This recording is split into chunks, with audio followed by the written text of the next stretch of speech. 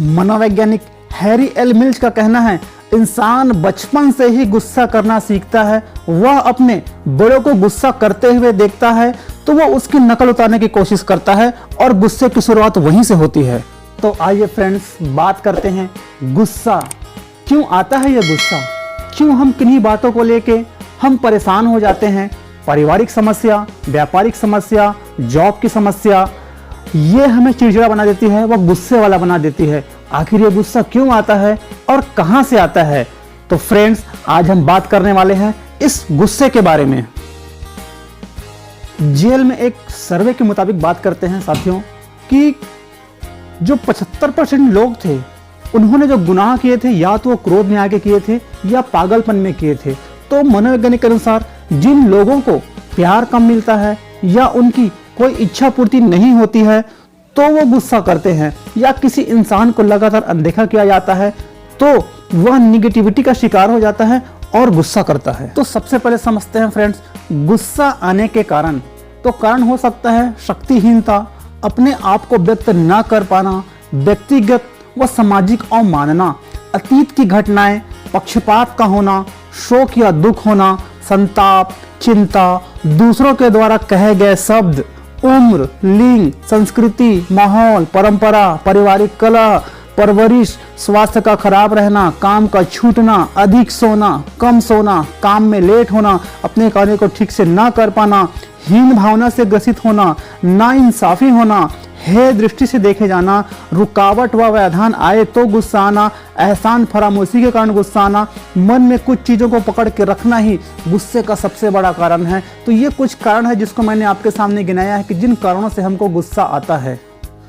तो फ्रेंड्स, एक कहानी के माध्यम से हम समझते हैं कि ये गुस्सा हमें क्यों आता है और इनके कारण क्या क्या होते हैं। एक संत जब भी ध्यान लगाते थे कोई ना कोई व्यवधान आ ही जाता था।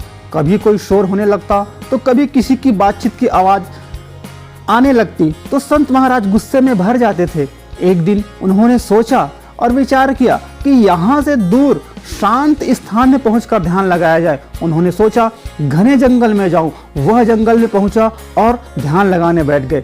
बड़ी शांति थी वहां। संत ध्यान की गहराइयों में जाने ही वाले थे कि एक जानवर जोर से आवाज करते हुए वहां से गुजरा। उसकी आवाज सुनकर सभी जानवर भी कोलाहल करने लगे तो संत जी के गुस्से का ठिकाना ना रहा।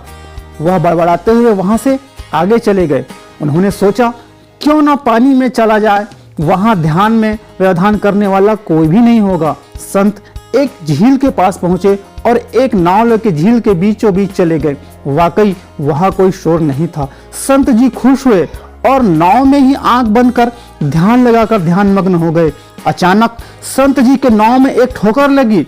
बंद आंखों के अंदर ही संत जी गुस्से से भरने लगे। उन्होंने सोचा कौन लापरवाह मेरी साधना भंग करने फिर आ गया। वो आंखें खोलते ही बरसते, मगर आंखें खोली तो वे अवाक रह गए। वो एक खाली नाव थी। उसी क्षण संत जी को यह बात समझ में आ गया कि गुस्सा तो उनके भीतर ही भरा है, बस बाहरी ठोकर या उत्प्रेरक मिलते ही वह बाहर आ जाता है। इस घटना के बाद जब भी उस संत को कोई गुस्सा दिलाता या नाराज करता, वो स्वयं को याद दिलाते कि ये आदमी भी खाली नाव के ही जैसा है, गुस्सा तो तेरे भीतर भरा है। तो साथियों, गुस्सा मनोवैज्ञानिक दृष्टि से एक रोचक प्रतिक्रिया है। इसके कई पहलू हैं।